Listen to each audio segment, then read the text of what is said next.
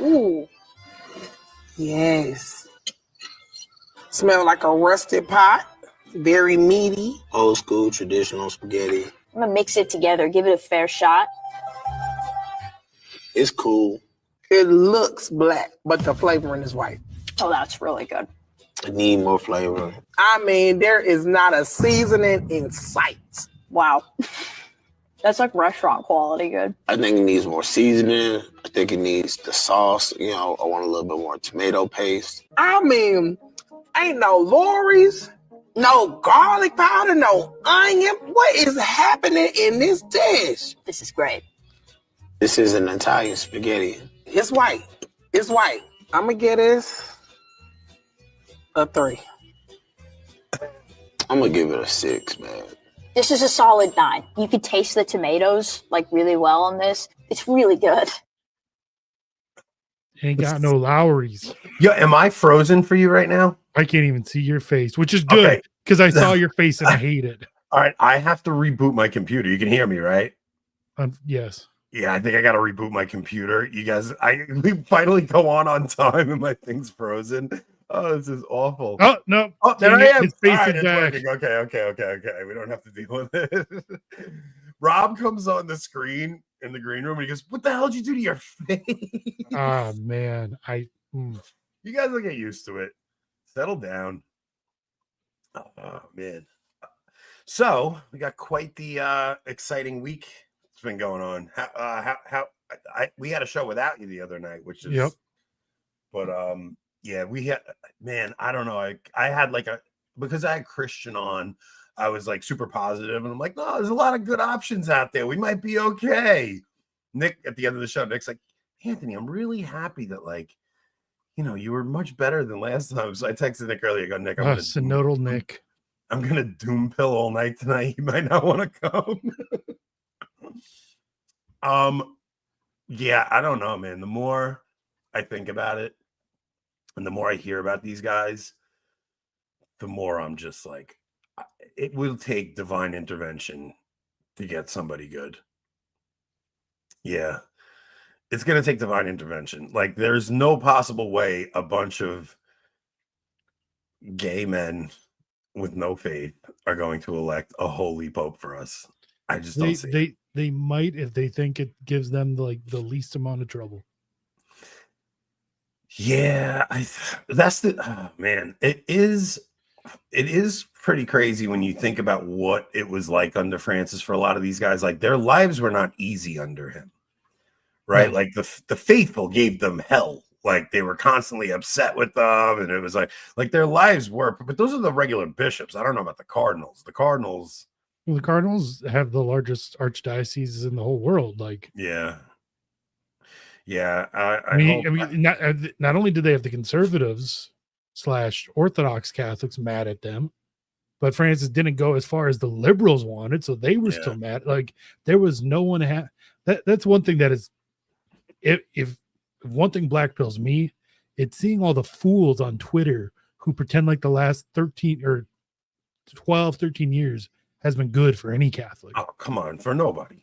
Like, no one's enjoyed the last 12 or 13 years. It's been good for Michael Lofton because he's able to make some money off of it. Yeah, but even then, he's had to bend over backwards to try to square a circle to do it. Yeah, it hasn't been easy at all, and it's just like the last 12 years they've just been like, I was thinking about it earlier and I'm just like, God, please. So here's the thing. There's going to be concessions made, right? Like, no matter who gets in. Yeah. So I think even if we got a progressive, like, I don't think you're going to hear the rigid stuff anymore. That's like uniquely Francis. Right? Like, I don't think we're going to have the condemnation calling us rigid for following the faith. Like, I don't think we'll get that anymore. No, Francis was uniquely kind of a, never mind. Yeah, that's what I mean. He was a unique character in that, like, he would come down on faithful he could be Catholics. A real prick about things. Yeah. Like, really, like, any time you got anything out of him, it was always like ragging on the faithful. It was a very huge thing.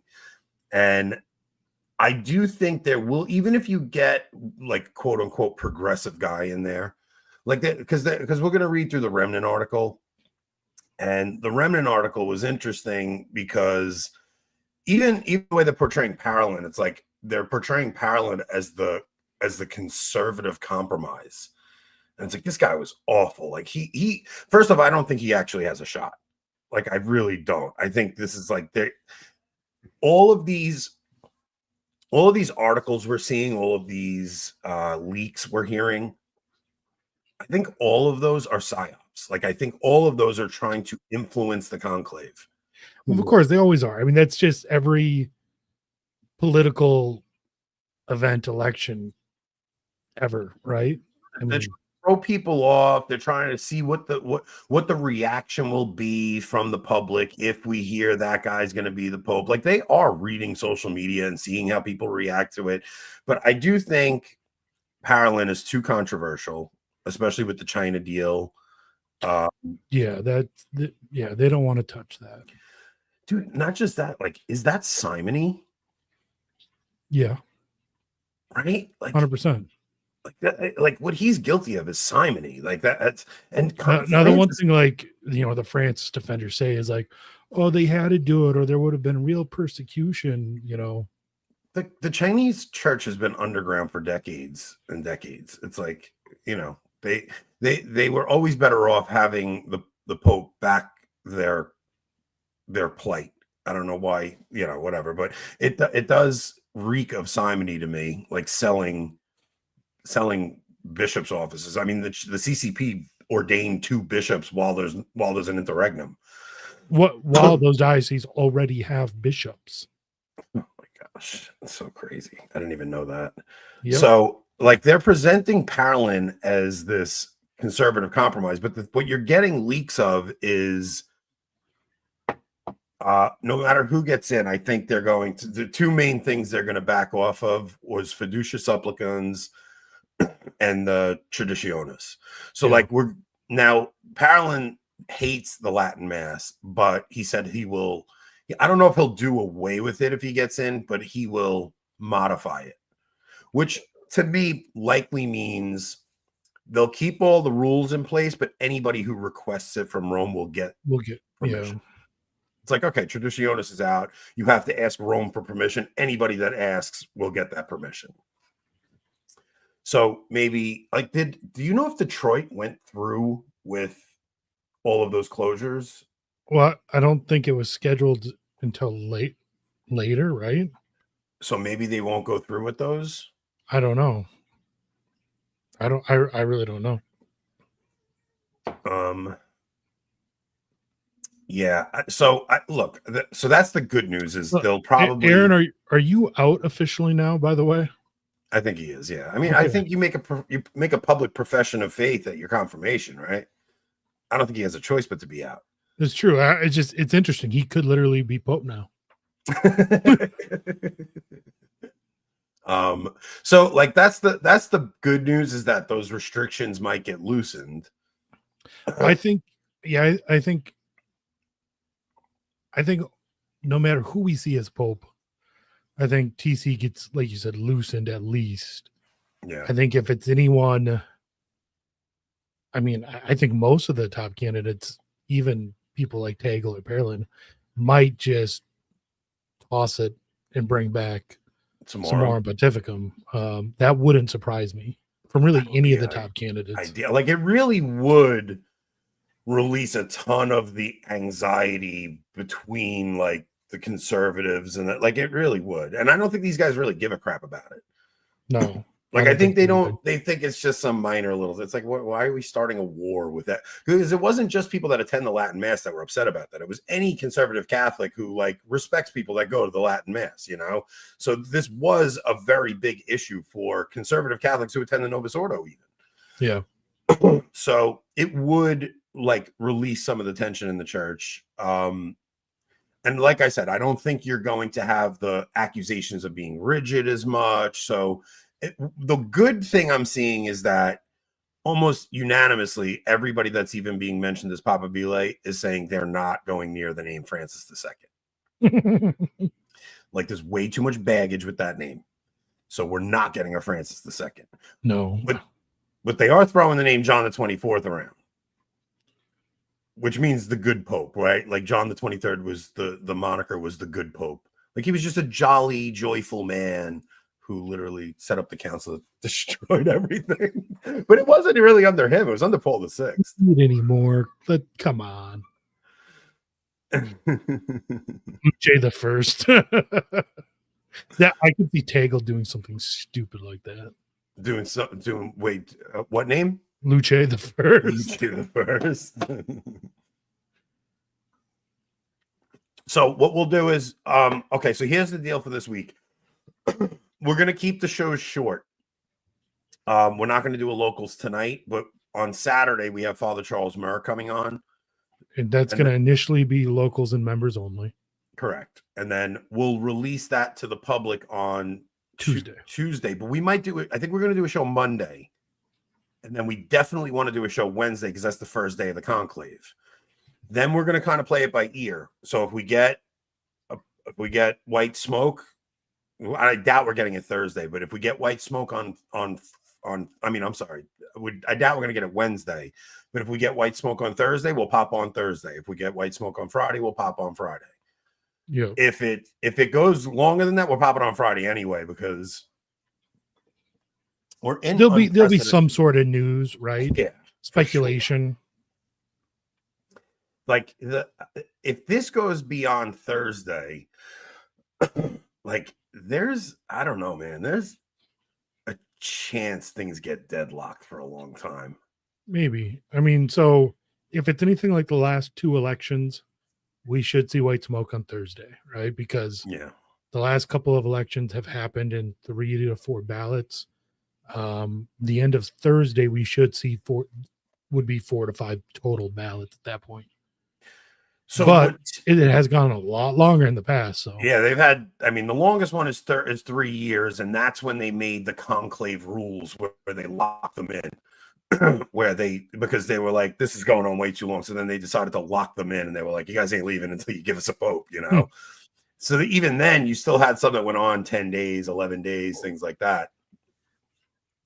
But since the council, the way they've done it, Tim Gordon talked about this. The way they've done it is in the first round, the top 3 names, anybody that doesn't garner in that top 3 or 4, it might be maybe like 3 or 4. Like if they're like place 5, 6, 7, they throw those names out and they go, you guys got to pick between the top 4.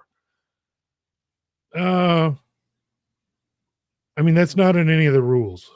It's not in the rules, but that's how they've done it. So that's how they got. I think what it really is those other names. Like if they got usually tell their supporters votes, like, don't vote for me next time, vote for this person. Things like that. But Tim was saying like they just get rid of those names and then it becomes a race between 4 and then they knock another name out and then it comes a race between 3 and then eventually you get to 2 people and they're like, you guys got to just pick between these 2. Yeah. And then there's a lot of politicking inside the conclave. Whoever those supporters had, they start working deals and figuring things out. Yeah, like that first Wednesday, there will only be at most 1 ballot cast, right? Because they'll have mass, they'll get locked in, they'll cast 1 ballot to see, like you said, who those names are, and then they spend the night more or less praying on it, and then the next day there can be up to 4 ballots that day. Praying on it. Well, Burke and Sarah might. Berto. I don't know, man. Like it's one of those things where you just like, not one conversation have we heard. Like we've heard there's been interventions by Sarah and there's been interventions by different people, and all of them are talking about like the problems in the world and like what we're facing as a people. But you almost never hear anybody's intervention talk about the importance of the Diocese of Rome keeping the faith, right? Like the importance of the Diocese of Rome staying faithful to what was handed down to them. Watching from Sweden, please pray for my country. Absolutely. Any specific reason why we should be praying for Sweden? I don't know. And I wonder how much 50 SEK is. It's probably $3. Is that Swedish kroner or something like that? I don't know. I don't know. What's the conversion rate? Let me check. But, you know, like none of them talk about the importance of the Diocese of Rome being the Roman See and the importance of it staying faithful and like you think about the oath the Pope has to take, and it's like, I will not. What is the papal oath? Can you find that? Like, what is the oath the Pope takes when he assumes office? I would imagine it's something like, you will not change what has been handed on, you know, something massively. There's no formal standardized oath. Is not? No. That's crazy to me. There's no papal oath. This isn't the U.S. presidency. Yeah, no, I know. But don't you think they would say something about passing on only what was handed down? Something like that? So there have been times where popes have made different professions of faith or different commitments during their like coronation ceremony, which that coronation ceremony was discontinued after JP1. Like there was a promissio during the medieval times, but that's no longer part of the process. Man, I would have thought there would be some kind of like heavy burden laid upon the Pope to make sure he guarantees what was passed on to him. I don't know. Maybe I'm nuts. Let's see. I'm trying to see. So, like the typical promissio during the medieval times included commitments to defend the faith and doctrine, to maintain loyalty to secular rulers like the Frankish kings or Holy Roman emperors, to protect the privileges to the Roman clergy and people, and to ensure proper administration of church affairs. Post the Boy Scouts oath. On my honor, I will do my best to do my duty to God and my country, and to obey the scout law, to help other people at all times, to keep myself physically strong, mentally awake, and morally straight. Yeah, too bad it wasn't to keep them heterosexually straight. Man, I don't. So, all right. So today's a little bit of doom pilling because I'm reading these articles and it's like there is no conservative candidate. It's like there's no traditional candidate. No, for sure. No, I'm not even considering that. Like, I at this point, you think, like, what do we do from here, right? And I'm kind of on the accelerationist path at this point. It's like, if you're not going to give us the Catholic faith, like in its unadulterated form, and allow, like, even I'm not even saying like restore the Roman Rite and all that stuff. I'm just saying like a pope who believes the Catholic faith, who's going to allow tradition to grow on its own naturally and let it happen over time, like restore it back to some more pontificum and maybe, you know, a couple of other things the Pope could do. Like, if we're not going to get that, I want acceleration. The sickness has to be cured, and there is no cure of the sickness until you diagnose it properly. Now, there can be no resurrection without a death. This thing that somebody very close to me recently texted me and said, I can't wait until this. What was it? Somebody texted me. I don't know what you're talking about. I don't remember offhand exactly how it went. It was like, I can't wait until this thing masquerading as the Catholic Church. Let me look it up. Let's see the text. Because Rob had gone to a Novus Ordo that just infuriated him. And he had a melancholic dump, and he sent me a text that I was like, I cannot wait for the gay monstrosity that is currently LARPing as the Catholic Church dies an ignominious death. Okay, so here's my question to you. Not the best text to send on Easter. Yeah, here's my question to you though. Like, I know you always say like I'm black pilling, right, and all that, but if I think something intuitive in you knows that's true what you texted. Well, I wouldn't text if I didn't think it was true. So intuitively, you know that's actually true on some level. Like this thing, like whatever this is, it's got the bells and whistles of Catholicism in some way, right? Well, it's like what they say about progressivism will wear your religion as a skin suit or something like that, right? Yeah. Like there is something wearing the Catholic Church as a skin suit. Yeah. So I don't see how you can't see what we're going through as what the Catechism talks about in paragraph 675, that the church will follow our Lord. Like our final thing was going to be the church is going to follow our Lord into his passion, death, and then there'll be a glorious resurrection. Now we could debate, does the resurrection happen like right away or things like that? But like it seems like I simply don't think this is the end. That's fine, but like I don't know how long that period lasts. Like if there's a resurrection, you would think that resurrection period is a decent amount, right? But the thing that we're looking at right now does need to die in order for there to be a resurrection. For sure. So I'm kind of just in the position where I just want to accelerate the process. Like I don't want to drag it. I don't want a mediocre compromise pope. Yeah, I agree.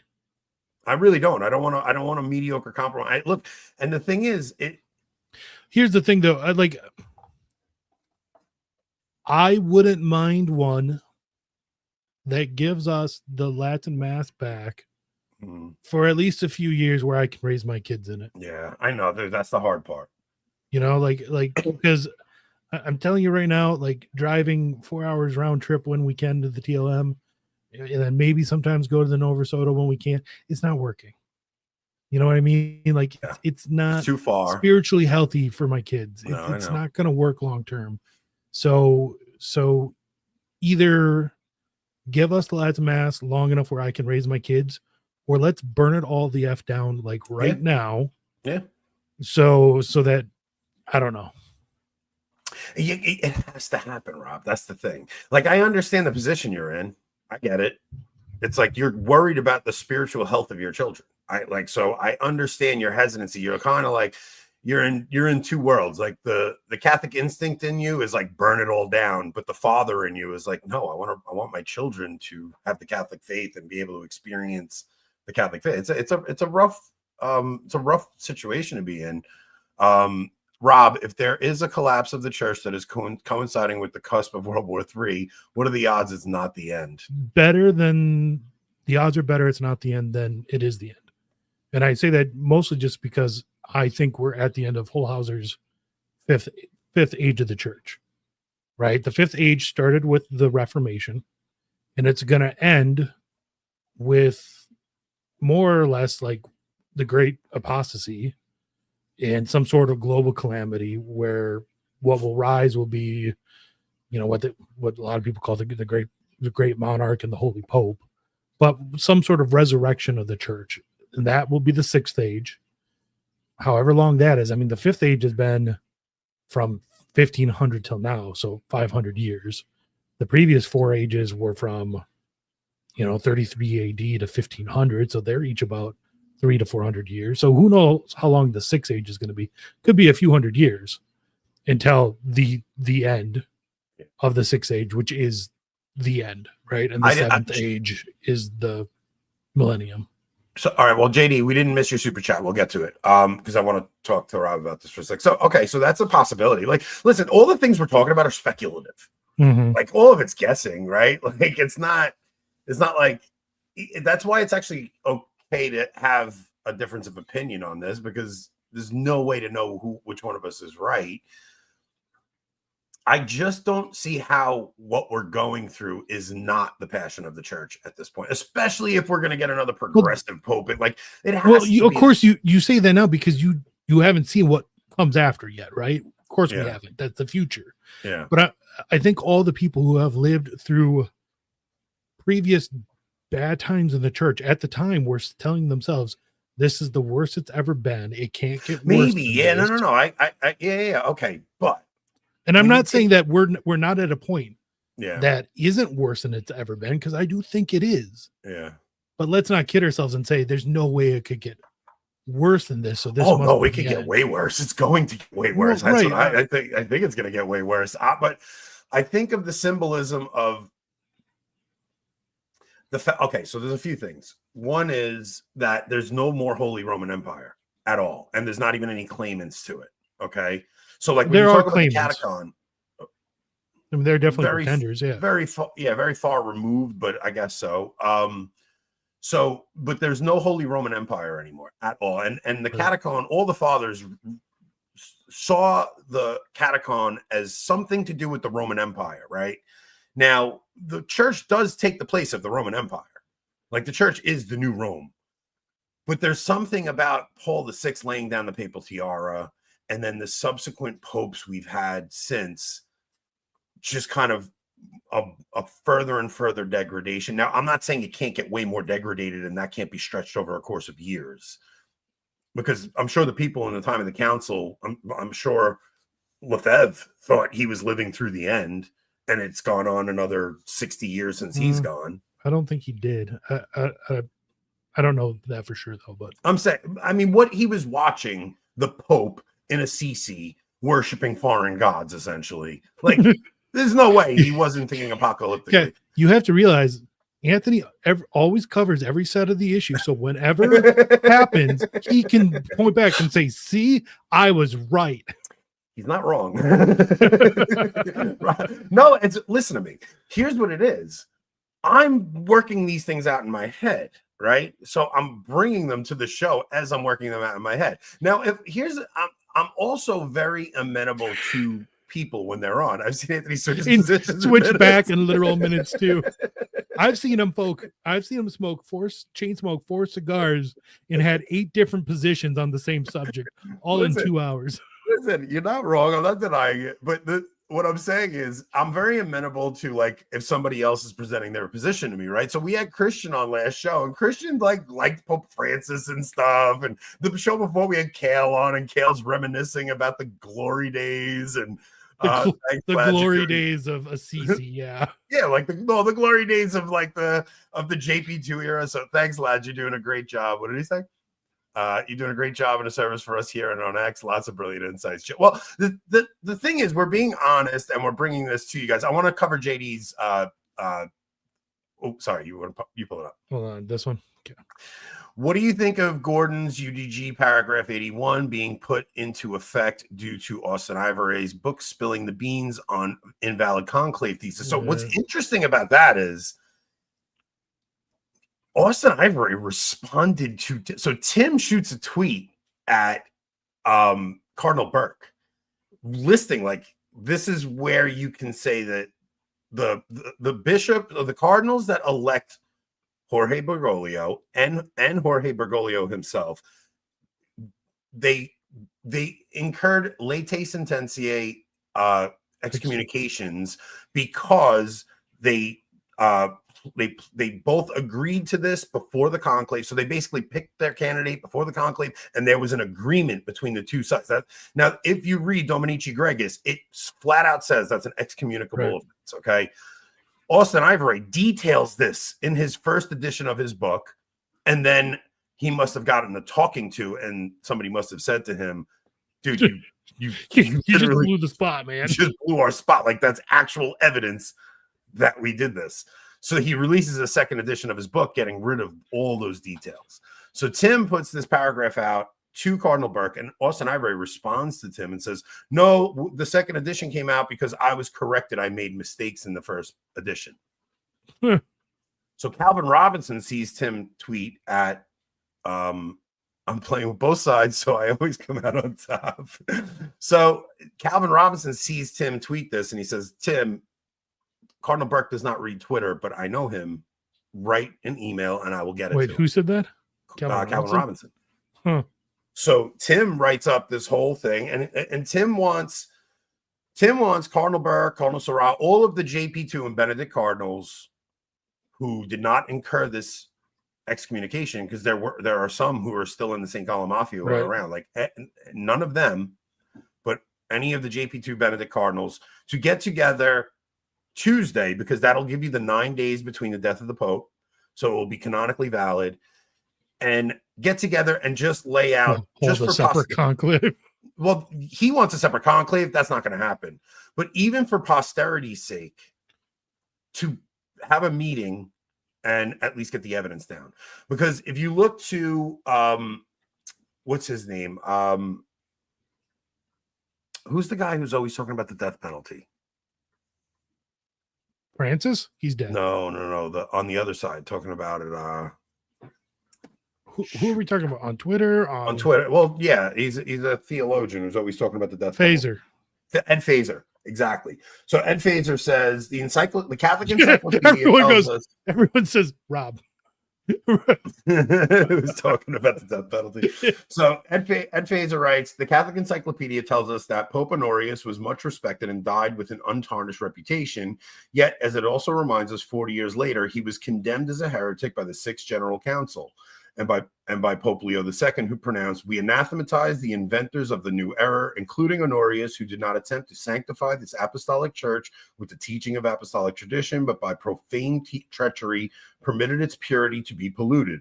What matters in the long run is whether a pope unambiguously upholds Catholic tradition, not what a world that hates that tradition thinks of him during his lifetime. Popes should remember this, cardinals too. So Gordon's point is, let's at least have an investigation started on Tuesday before the conclave starts. Initiate the investigation. This way here, if you get like a super liberal comes in and they think there's shenanigans at the conclave, that investigation was at least started. They could present it and they could talk about maybe what is that called when you with a pope? I forgot what the name of it is. Like when you they would try to censure him or something. I forgot what the actual name of it is. So like it sounds crazy, right? Like these guys are not going to do that. I mean, we're talking about a group of men who, when they had criticisms, wrote under pseudonyms. Not just that. Like, come on, guys. They're not going to. Cardinal Burke. No, well, listen here. Cardinal Burke also said, if Francis persists in his errors, we will have a formal correction, right? They present the dubia. The dubia doesn't get answered. Yeah, I mean. But because of all those things, and I think they were kind of backed into a corner because there was universal acceptance of Francis. I think if they sense shenanigans at this conclave, they will not let universal acceptance happen. Like I just think that they've been through too much. Man. I know what you're saying. Burke is the most ornery one there, and like you just said, he didn't do anything. The thing is, do we have normalcy bias? Honestly, like, because these things do happen in church history, and I understand your position. Like, it's like these guys suck. These guys just suck. None of them are yeah, that is my position summed up. Position is just Anthony. These guys suck. And you're not wrong. You're not wrong. Like, these guys suck. But there was a time when the cardinals, right, the princes of the church, they came from noble families. They had noble blood, noble lineage. Mm-hmm. They were raised as nobles. They had pride, right? Now they're just they're just functionaries. Yeah. There's no pride. Yeah. There's no backbone. Yeah, you had the same families getting popes into office for centuries, you know? Yeah. It was always those same families, like for centuries, you know? You had the Sforzas, the Della Roveres, yeah. the freaking like they were all just always starts with an O. Orsini. Yeah, Orsini. Like all those guys were just, it was one from one family, one from another, one from, you know, and they would bounce back and forth having these rivalries. That's You're 100% right. The Medici's got a few popes in there. Freaking, yeah, like it's Borgia. So there's Borgia saints. Yeah, Francis Borgia, St. Francis Borgia. Mm-hmm. You know, how base would have been if Bergoglio gets elected and says, I'm going to take the name Francis, they're all like Assisi, and he's like, no, Borgia. That would have been funny. So, you're right. Like but I'm just thinking we have normalcy bias, man. If you'd have said in 2019, next year the world's going to be locked down in a pandemic and we're never going to leave our houses, you'd be like, shut up, that's so dumb. Right, but if you had said that's going to happen because a bunch of government functionaries are a bunch of, pansies, basically, like, I would have said, okay, yeah, maybe you're right about that. Yeah, because what we're talking about is courage here. Like, what we're talking about is courage, right? And having the courage to get up but man, these guys are like nearing the end of their lives. It's true. Like, this might be their last best chance, right? So backed in a corner, who knows what they might do? I'm not going to say it's not possible. Yeah, it's very far-fetched. I'm not going to lie. Yeah. Like, I talked to Tim today after his show. I was like, the only thing I can tell you, Tim, is I hope you're right about normalcy bias, but like the whole theory just seems very far-fetched. But he's just like, dude, think about what we lived through the past 12 years and just look at church history. These crazy things have happened in church history. You just think they can't happen in your time because so much of it is demoralization. We've just been so demoralized over the past 12 years, and that's part of which is exactly what he wanted, in my opinion. Yeah. Man, there's so much that can happen. And then on top of that, let's bring up the Kwasniewski tweet, because this is what we're up against. This is such a good tweet by Kwasniewski. I don't know how he was able to tweet it out after writing 3 or 4 books today. Yeah, he's pretty crazy, that guy. He's always it was a brilliant tweet, though. Let me get it up. And this was like the title of our show. So here's the reality: 2 churches pretending to be one. Bishop 1, to me, it is heartening how many young people are drawn to classic Catholic practices that so effectively express transcendent realities.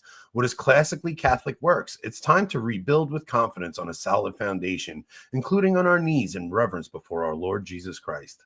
Bishop 2, those who do not receive communion on the hand commit an act of pride. He thinks he is wiser than the Pope and the bishops who have decided that communion is to be taken in the hand. Please be humble and obedient to the church. This is the Pope-splainers versus the trads, dude. And these are 2 bishops under the same church. It is very hard for me to argue against the anti-church thesis, like the ape of the church thesis,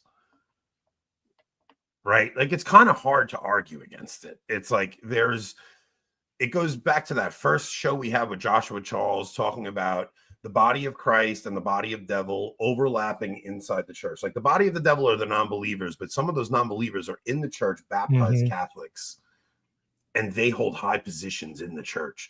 So you have the body of Christ, and within it, the body of the devil. And I'm telling you, when I look at these men in Rome, so many of them are that they don't believe in God, Rob. You don't have to tell me. Dude, you're talking about men who are justifying sodomy, who are like the things they are trying to justify. Like, do not tell me these men believe in God. They believe in the God of the Pharisees, which is what we've been leading up to this whole past few months, right? Theodore McCarrick's best friend leading the whole thing. Dude, and these guys, they worship their father, the devil. Yes. And they put on the cloak of religiosity. I mean, dude, this is what the Pharisees did. So I see this typologically, and I'm just like, man, how are we not in that time? Now, I'm not saying 2 years from now the world ends. It's not. I'm just saying, like, this thing has progressed since the council. There has just been a wreckage upon us, and the last 12 years were a very big piece of that wreckage. And I think that it is going to be our job, if there is a progressive pope, to remind people that this is in the Catechism, that this is actually foretold and it is part of Catholic teaching, that what we are witnessing is actually in, like, this is how God forges us in our faith. You're going to see the church treated as Christ was when he was scourged at the pillar. That will be the shape of the church. The church is going to be decimated in its glory. Like there's going to be no earthly glory for the church.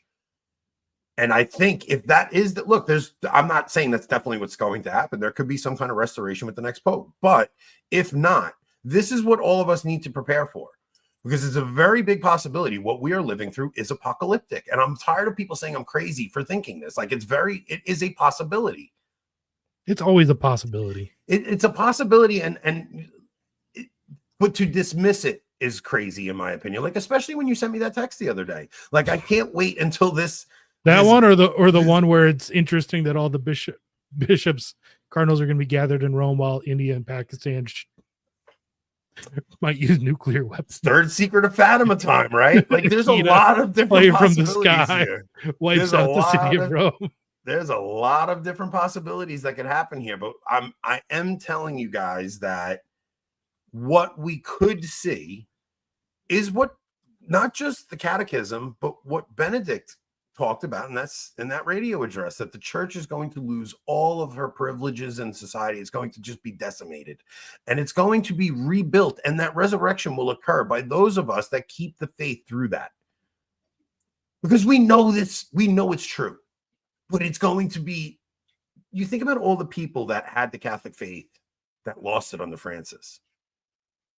Like, seriously, like, think about how many people left the church. They went to Orthodoxy. They went here. They went there. Like, they lost their faith totally. We all know somebody that left under Francis. He destroyed people's faith, especially like these popes planers. Their entire faith is built upon worshiping the Pope. Yeah. And now if you have a Pope who denies Christ like Peter did, it's unprecedented. Like, it literally happens in the Gospels. I'm telling you that what it'll be is, it is going to be on us to like, whoever watches our show and is on board with this thesis, like, it is going to be on us to keep our loved ones in the Catholic faith. Like, all of us are going to have that responsibility. Everyone you know in your life that is Catholic, they're going to have their faith tested in ways you cannot imagine. I think it's unlikely the next pope's going to be as bad as Francis with that. I hope so. But I mean, even if it's someone as terrible like Perlin or Tegel, I think they know not to be as bad as Francis. Well, like I said, I don't think they're going to ridicule the faithful, but that doesn't mean they won't be caving into the pressures of the world. Well, sure. Like, you're talking about very weak men. Yeah, but once again, that's no different than what it's been since 1958. Yeah, maybe. Yeah, okay, but not where they're caving into every pressure from the world. You know, I just like, we always think, oh, how much worse could it get? It could get worse, and it very well could. I don't think there will be hostility towards us like there was under Francis, though. Yeah, that is a benefit. Like, I don't think you can hear the constant ragging from the Pope about lace and like all the crap he said to us, man. I think that will be over. I pray that that's over. But like, we all just have to be prepared for whatever comes, because whatever comes, it's in God's plan. Like, God knows exactly what's happening, and it's part of salvation history, and we may be living through what the Catechism talks about. Yeah. Like, what happens when the next world, that's another thing, right? I think the worst thing Francis did in his papacy was not the ragging of the faithful. It wasn't even freaking fiducia supplicans. It was caving to the pressures of the New World Order on that shot and telling Catholics they had to get it. So what happens when the next crisis comes? Even the shot, I don't think was as bad as allowing dioceses all across the world to close to the sacraments. But that's what I mean. No, that's what shutting the sacraments down. Like, shutting the sacraments down could have been a portend, because it talks about in the book of Daniel how the holy sacrifice will stop for 3.5 years. For 3.5 years, right? So we didn't get that under COVID, but it was months. How long was everything shut down? Here where I am, 3 to 4 months. I think everything was back to normal by July. 3.5 months, huh? No. That's literally what you just said. It's a little mini apocalypse we went through. I'm just saying, if you don't see that as a type, and with the ending of the sacraments comes this thing where they're telling you, you get this or you can't buy or sell anything. Come on, man. Tell me I'm crazy. You have normalcy bias. Yeah, because that's what. That's not normal, Rob. Yes, it is normal. What happened there was not normal. What is normal, but that was not normal. Shutting down the sacraments. normal. Shutting down the sacraments has never happened worldwide in church history. There might have been many enclaves of it during pandemic outbreaks, and it also wasn't worldwide during COVID. It was all across the U.S. and a lot of places, but it wasn't worldwide. Really? Yeah. I'm pretty sure the whole world shut down for COVID. Dude, New York City is not the whole world. Shut up. No, but the whole world. It wasn't every diocese in the world. No, I'm sure there were a few, and maybe there were some countries that had less restrictions, but COVID was a worldwide pandemic. Sure, but not every diocese in the world shut down. So no, but it was. I would say it was more did than didn't. More did than maybe. Didn't. So I mean, you're kind of nitpicking. Yeah, I'm just saying you're kind of nitpicking. I am. You're being contrarian, Rob. I know what you're doing. I know I am. Let's see. 30 minutes for 8.81 USD again. The benefits of weak currencies. So I can't, I don't know, man. Because I talked to Kale about this yesterday, and I'm like, so the problem is Kale and I both grew up with end of the world trauma. Like, I've told this story. My mom thought the end of the world was coming. She was seeing, and like we went through in 2017, we were all looking at the Fatima prophecies again, and we're all like, oh my gosh, the world's ending, and it didn't end. Like, none of it happens, right? So you're like, man, I'm done checking all these. Like, I'm not chasing these prophecies anymore. But dude, Fatima has not come to fruition yet, and it's going to. And we don't even know what that means, though, unfortunately. Well, you think about even like our city in ruins, right? Like, you look at all these men at the conclave right now, man, that's a pretty spiritually dead city. That's a city in ruins, spiritually speaking.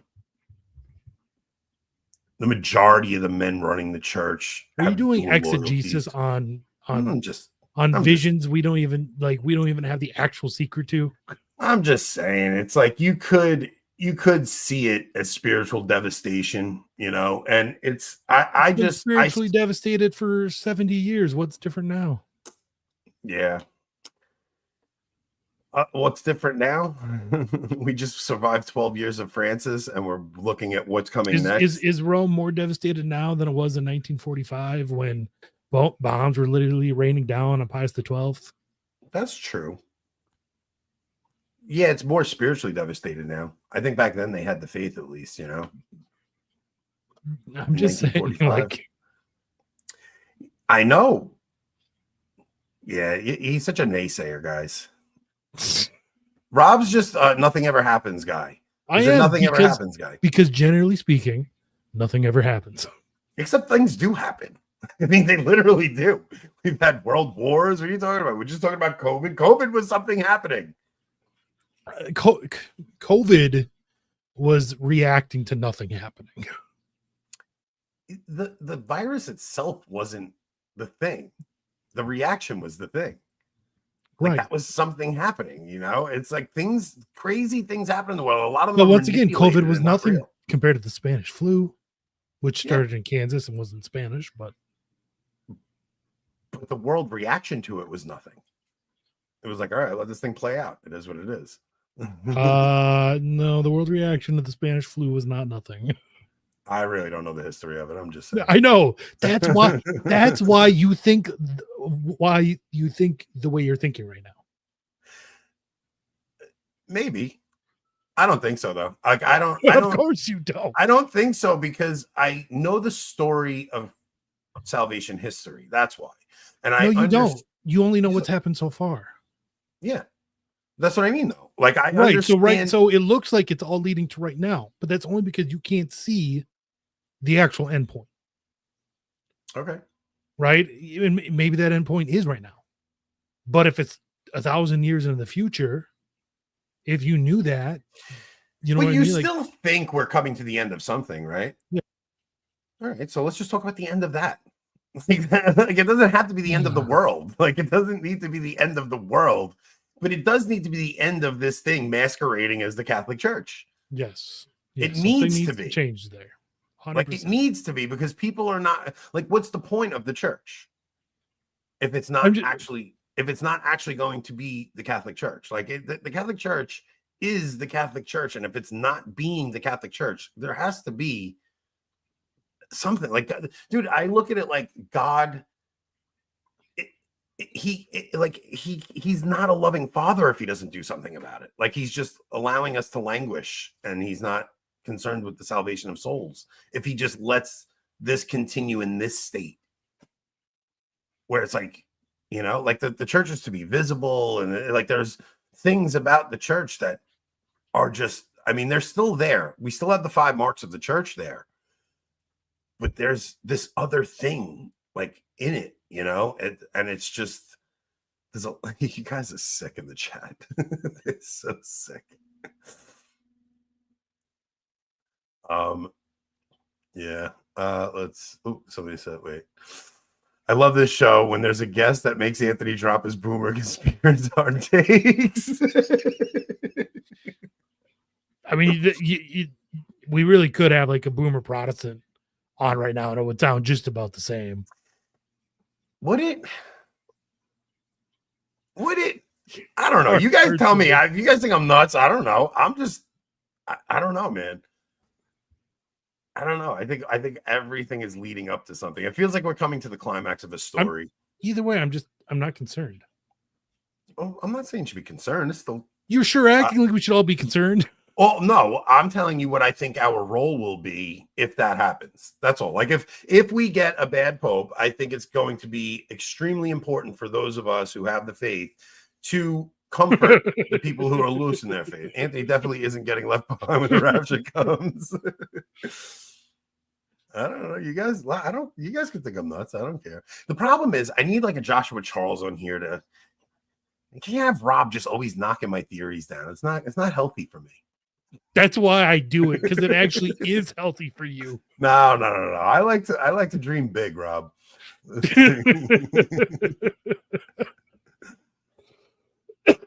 Oh man. I know Todd's on board with me. Conspiratard becomes reality tard a few short years later. In the end, you're still a tard, though. I can't believe I missed that whole conversation, by the way. Which one? On that word. The Sede supports you. I know it doesn't help. It always helps. You're my like favorite Sede by far. Oh, Sede Picante is going to be so disappointed. I don't. He's not even in the running. Stop it. Not even in the running. Aaron. Wait. Oh, I missed that one. Was that one? This one. The rapture will happen on stream, leaving Rob staring at an empty wicker. Anthony's baby face just disappears, and his hoodie just sits there for half a second before falling. Behind, I'll just be like, I was wrong. You guys can all make fun of me. I don't care. I bounce between these two positions. Because I don't know. Like, I literally don't know, but I can't help my mind from going to these places. I'm constantly thinking that's what I'm seeing, and then I talk to somebody who kind of tempers it, right? Like, I talk to Rob, and Rob tempers it. But I still think Rob's wrong. Like, he's tempering it, and I'm backing down a little bit from what I want to say. Because I don't know. I think you have apocalyptophobia. Me? Yeah. I think you have apocalyptophilia. Apocalyptomania. Yeah, I'm a bit of an apocalyptomaniac. I am. I'm a little bit. But I think that there's plenty of signs to I mean You talk about You say I have apocalyptophobia, but I have a room full of dehydrated food, a safe full of guns, another room full of ammo. Like, I'm not worried. I don't care. I'm not concerned. Just stay in a state of grace and stock up on ammo, and I'm fine. Apocalyptophrenia. I think they should have a freaking cadaver synod with Francis after he's gone. Like, I want to see some highlights in church. I want to live through some crazy stuff in church history. Well, okay, then we can't just have one, right? Because that's already been done. You think we got to dig all the post-conciliar popes yes, up? Every last one of them. Line them up. Every you all pope. I have to say, man, my opinion on everything since the council has been. So I was listening to Kale. You know what though? The normies would be so insufferable if we dig them up and like they're all incorrupt. Oh my gosh! Can you imagine? Like, I quit. I'm done. I won't be able to handle this. Oh my gosh! If we dug all the freaking post-conciliar popes up and they look like they're sleeping. They're right. Dig it all of them up except JP1 because that poor man was murdered. Well, we're going to talk to Father Murr about that on Saturday. Okay, so I was listening to. Hey. Sorry. I was listening to. Oh, if you didn't see my last comment, I also want to say you guys helped me go through a period where I considered suicide and wasn't talking to my friends. So thank you for helping revitalize my hope, gents. That's beautiful. First off, like, well, I won't be quitting anytime soon because you can't after reading something like that. No, and look, Rob, I don't know. I really do think like the people that watch this show regularly just feel like they're hanging with us. Like I don't, there's not another show that interacts with their audience like we do. This is not right. I'm not a Catholic show, at least. I don't know if there's other shows, but nobody else is like literally. This was his previous one, by the way. I run Catholic. No way.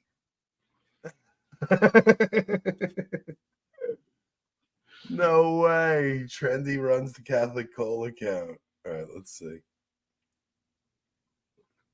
Then why are you here Sean says I don't want to hang out with men in their 30s. Then why are you here every show? Who do you want to hang out with? What do you mean? Sean's my age, isn't he? No, I'm pretty sure he's a Zoomer.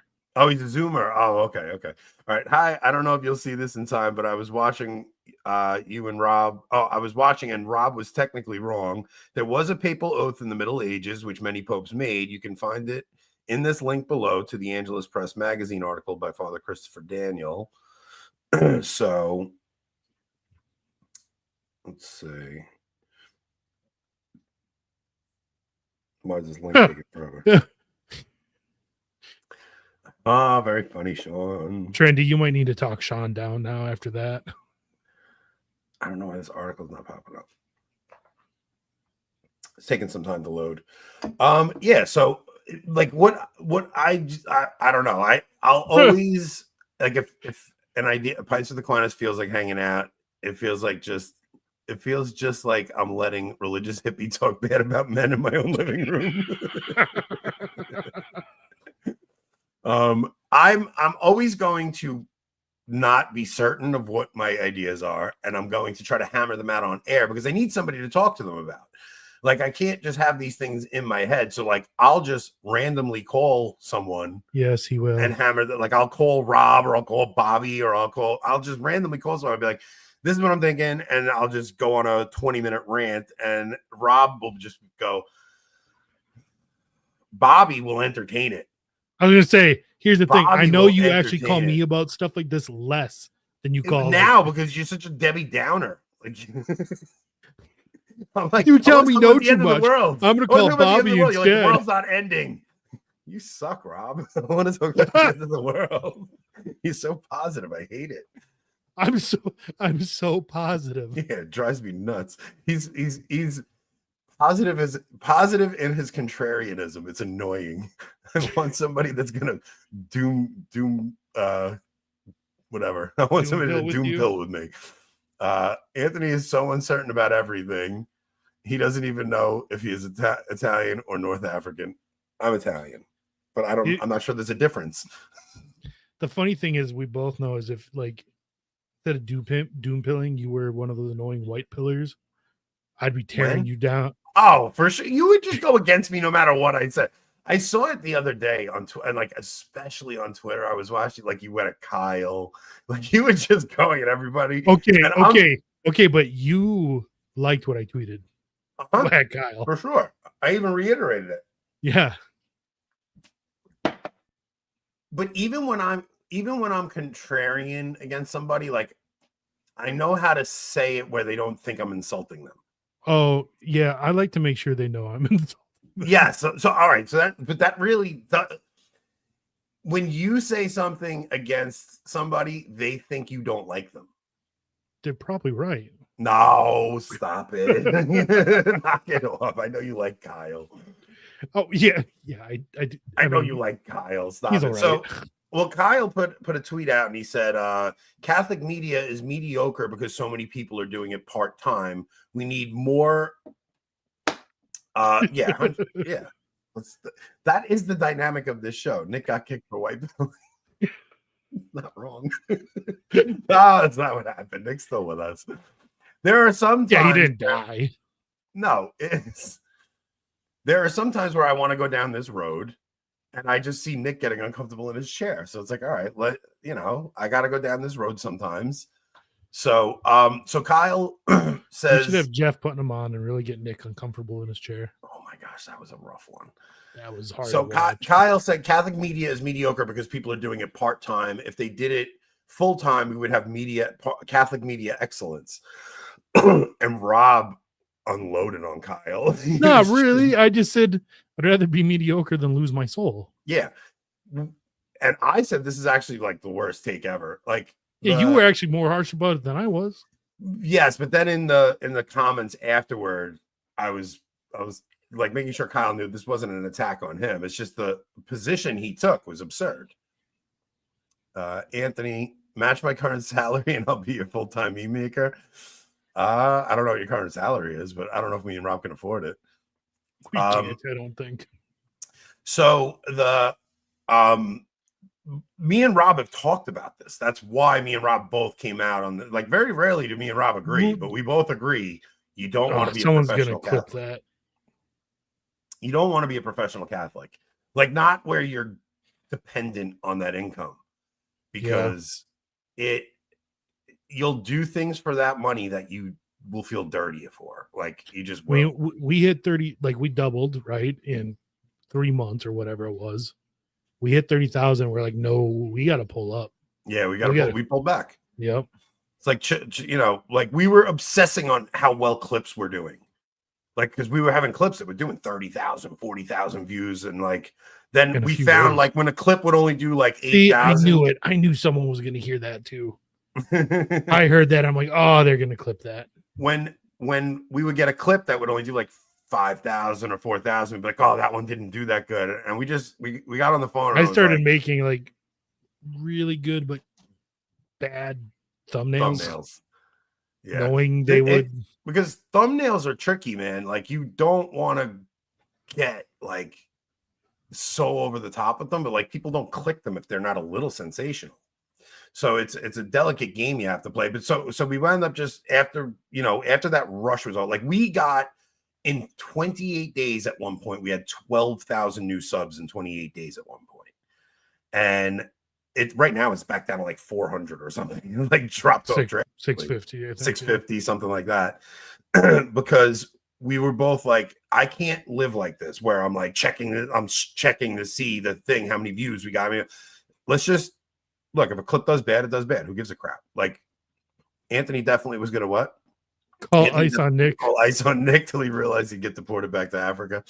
So we backed off, and I said, Rob, you know what? Like we'll still put the clips out, but like who cares how they do? Like literally, who cares how they do?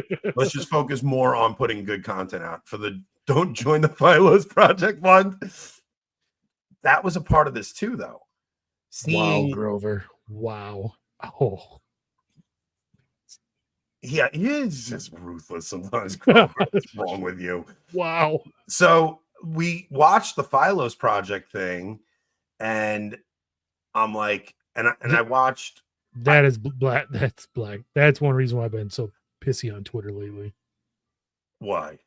Just They're all snakes. Oh, all of them. Like all of them. They all are. All of Catholic. Dude, if you notice, none of those guys are talking about the Francis papacy at all. Like none of them are like getting on and just being honest about like what it was like. And I know how those guys actually felt during it. So now he's gone. Like, why is it okay to talk about Pope Alexander VI being the most corrupt pope in history, but you can't talk about Francis and the hardships you suffered under him? Because they don't get that. Not to. I mean, the first few days right after he died, you want to speak ill of the dead, but like we're in the interregnum now. We're about to elect a new pope. Like, you should be able to get on and have an honest conversation about this stuff without, like, we're not doing what Father Altman did, saying the guy's burning in hell or anything, you know? Yeah. So it's so strange what happened after he died. I watched all of them come out, and we talked about this with Kale, like the nice lords, right? They all came out and everybody was like, and like you said, especially when we know what they talked about, how they talked about him in private. Right? Absolutely. Like, so, come on. So they were all trying to like sugarcoat the past 12 years like it was roses and cotton candy or something. It's very strange. And it was very in unison that they all did it together. And then I don't know, man, it's just something bizarre that happened. And I was just like, you know what? I'm glad we don't have donors. I'm glad that our show is supported by locals. Like, that's legitimately how our show is supported, as locals and Recus and Sellers, which we didn't do the promo for. I know. Recus and Sellers. If you guys, I just ordered 3 bottles.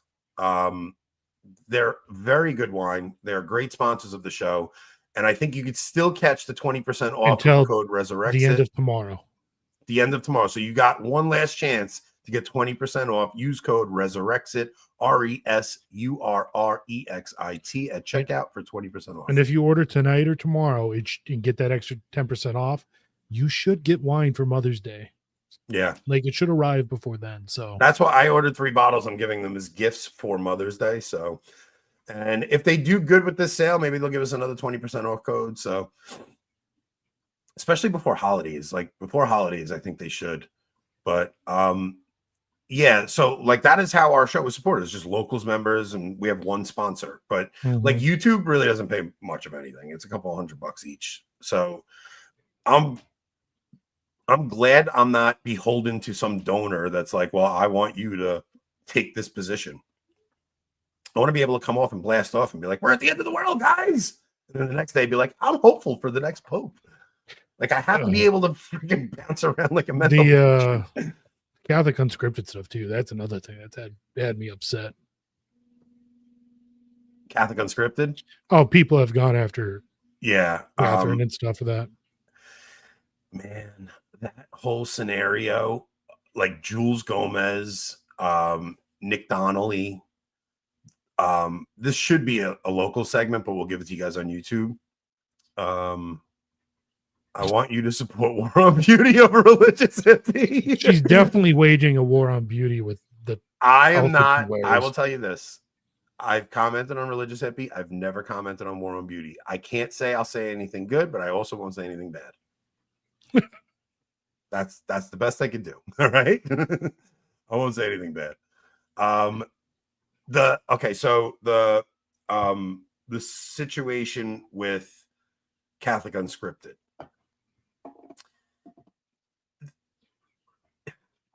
Nick Donnelly, Jules Gomez, like leading this charge, reporting them to anti-Semitic watch groups, things like that. Like, I think that's appalling. I see that as selling your brothers in Christ out for 30 pieces of silver to the Sanhedrin. It's like reporting Anne Frank to the Gestapo. Oh wait, I don't get it at all. Like, I'm really coming to the point where I see that event as Holocaustianity. Like, that's how I see it. I think it's like people are more upset if you deny this, that you're a disgusting person. It's like, I know people who deny that Christ existed, and you don't react like that. 100%. Like, people will actually say Jesus never existed, and you don't have that reaction. But you have that reaction over some historical event from 60 years ago, that other worse atrocities have happened over the years. It doesn't make sense to me. And when I see the reaction like that, it makes me really go, man, you guys are making it hard for me to not agree with Father Maudsley, because I'm actually trying to figure this out too, right? I don't actually know if Father Maudsley's right. I don't know if he's right. I don't know if the narrative they've given me is right. So I'm like, well, I want to at least hear Father Maudsley out, because I don't trust anything that's been told to me anymore. So I want to hear the other opinion now. And when they freak out at the idea of me even hearing the other opinion, I'm going, well, this is the same thing as when they wouldn't let me hear about the science that contradicted their narrative during the event in 2020. Yeah. Like that's all I think. And I don't know how to not think that. So I'm now leaning towards like, okay, Maudsley's probably right. And not just right about that. I do think he's right about the pressure that was put on the church to change her liturgy, because it just, 100%. it works with the enmity between the people that their covenant was rejected and the Gentiles. Your coverage of Catholic Unscripted and Father Maudsley has been a glass-shattering moment for me. I'm rediscovering the beauty and history of the liturgy. Thank you so much. God bless, from Australia. Yeah, look, there's going to be a lot of people who are turned off from our show because we're talking to someone like that. So it's, even that conversation was a very difficult one for me and Rob to make. It's like, okay, do we want to proceed like this? But that was part of the, hey, I'm not going to placate my audience when I believe something. Like, you guys don't have to agree with us. One last question before you go on the other side. One gorilla or 100 men? Do the men get to use 100, weapons? 100 men, easily. Yeah, I think so. 10 Even guys. without weapons.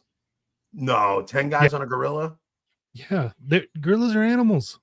They can't reason. Yeah.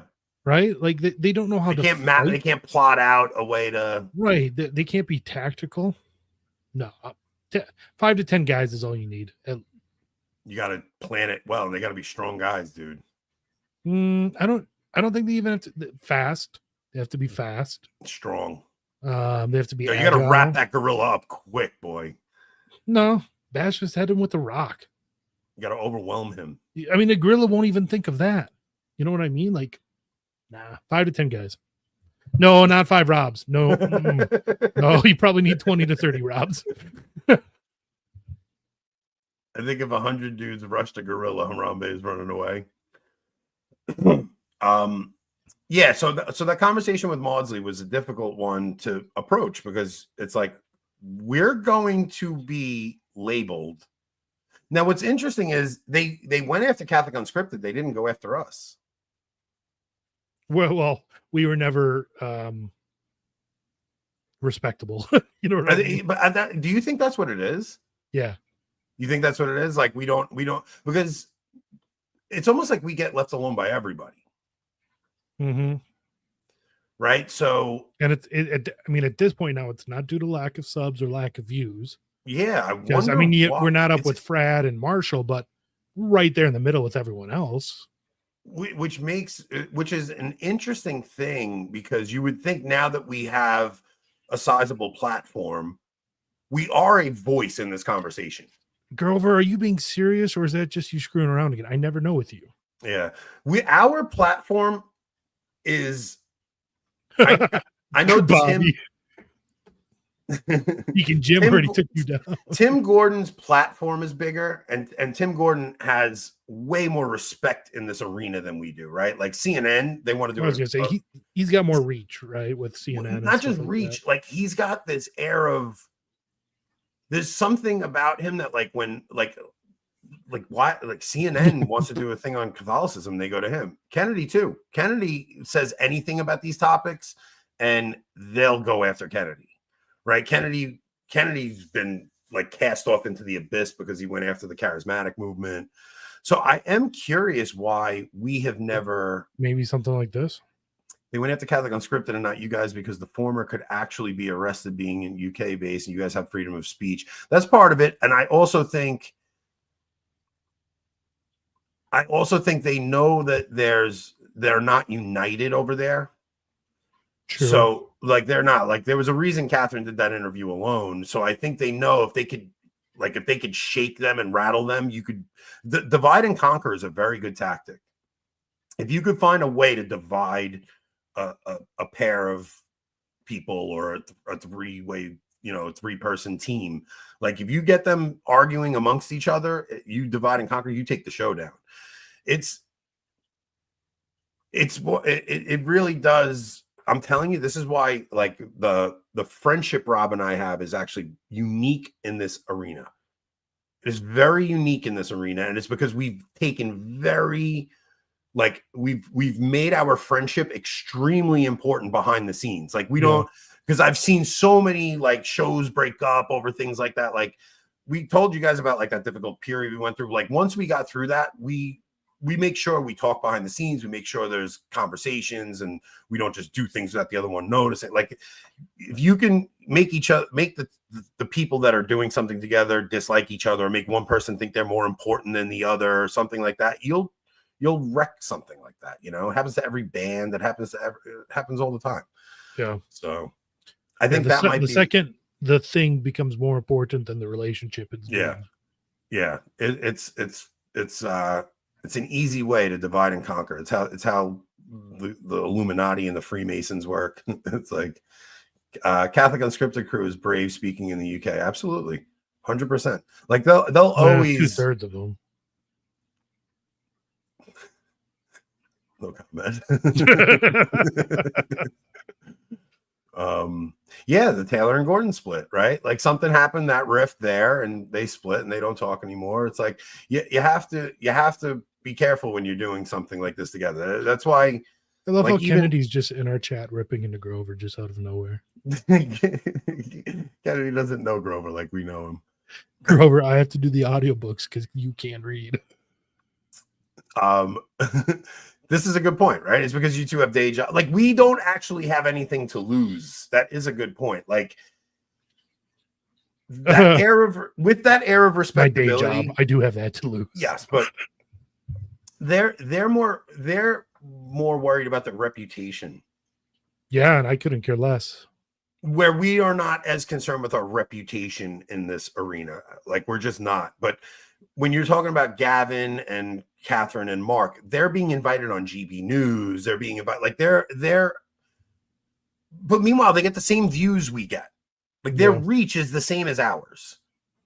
It really is. It's a very similar reach. I think we have similar subscribers and their channel is like nearly identical to ours when you get into viewers and things like that. So their reach is almost the same, but nobody came after us like they went after them. Which I think is a good thing because it frees us up to talk however the hell we want and nobody's writing hit pieces on us. He tried. He tried. He tried. He tried to get it to happen. It's funny that they don't even know we exist. Like, right? Like that the whole left Cath sphere almost like we don't exist to them. It's interesting. Hold on. Mike Lewis. Well, I think it's because Mike Lewis and I have a bit of an agreement to not go after each other. So because Where Peter Is never went after us, like it kind of kept us out of that world. But I honestly, if Mike did go after us, I wouldn't care. I've told him that too. It's like, Mike, I know you have a job to do. Like if you got to report on something, report on it. I don't care.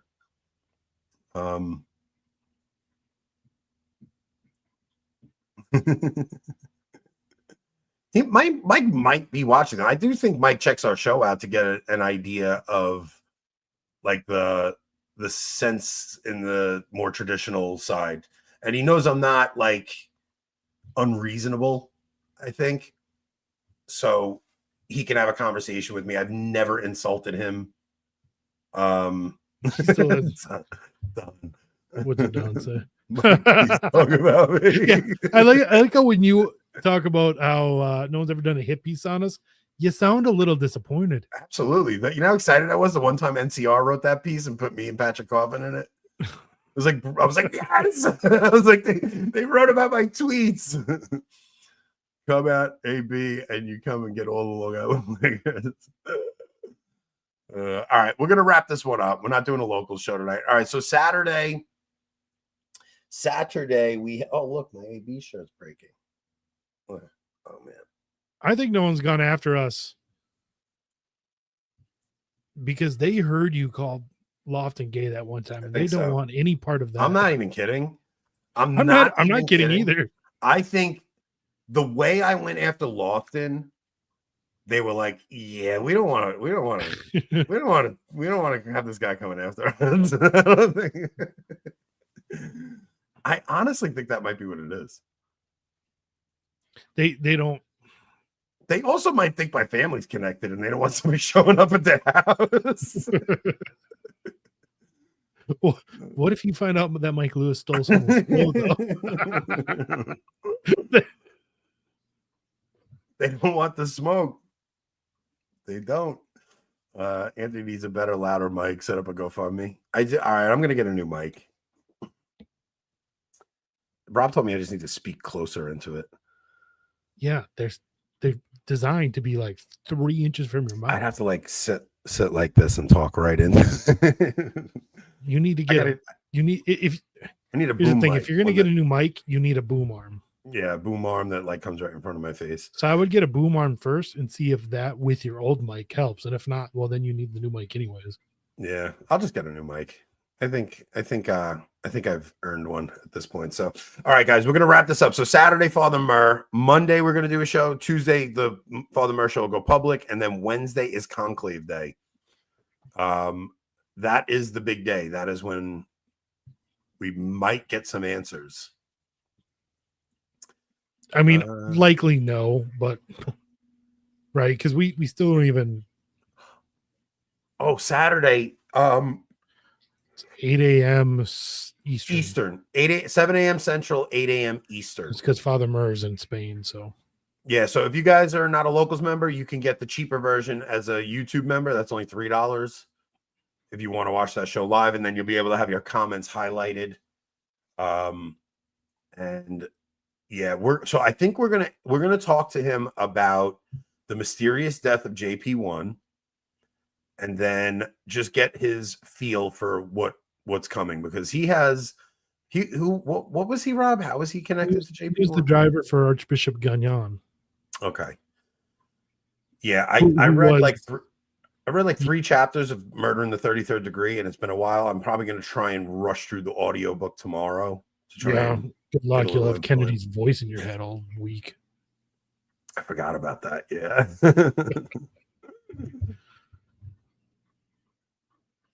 That's an interesting proposition. Look, be new members, guys. All right, we're gonna wrap it. I'm starting on. Oh, all right. So we will see you guys Saturday morning, 7 a.m. Central, 8 a.m. Eastern. Rob, take us out, brother.